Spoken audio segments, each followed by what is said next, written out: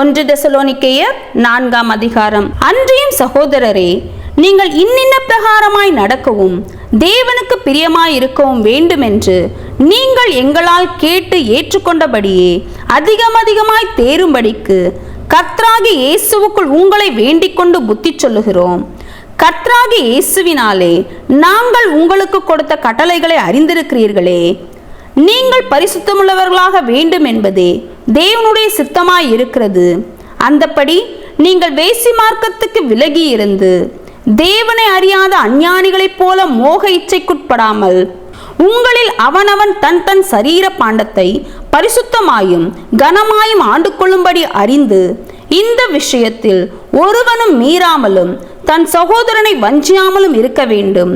முன்னமே நாங்கள் உங்களுக்கு சொல்லி சாட்சியாக எச்சரித்தபடியே இப்படிப்பட்ட விஷயங்கள் எல்லாவற்றையும் குறித்து கர்த்தர் நீதியை சரிக்கட்டுகிறவராய் இருக்கிறார். தேவன் நம்மை அசுத்தத்திற்கு அல்ல பரிசுத்தத்திற்கே அழைத்திருக்கிறார். ஆகையால் அசட்டை பண்ணுகிறவன் மனுஷரை அல்ல, தமது பரிசுத்த ஆவியை நமக்கு தந்தருளின தேவனையே அசட்டை பண்ணுகிறான். சகோதர சிநேகத்தை குறித்து நான் உங்களுக்கு எழுத வேண்டுவதில்லை. நீங்கள் ஒருவரில் ஒருவர் அன்பாயிருக்கும்படிக்கு தேவனால் போதிக்கப்பட்டவர்களாய் இருக்கிறீர்களே.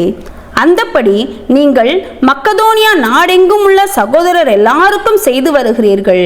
சகோதரரே, அன்பிலே நீங்கள் இன்னும் அதிகமாய் பெருகவும் புறம்பே இருக்கிறவர்களை பற்றி யோக்கியமாய் நடந்து ஒன்றிலும் உங்களுக்கு குறைவில்லாதிருக்கும்படிக்கு நாங்கள் உங்களுக்கு கட்டளையிட்டபடியே அமைதல் உள்ளவர்களாய் இருக்கும்படி நாடவும், உங்கள் சொந்த அலுவல்களை பார்க்கவும் உங்கள் சொந்த கைகளினாலே வேலை செய்யவும் வேண்டும் என்று உங்களுக்கு புத்தி சொல்லுகிறோம்.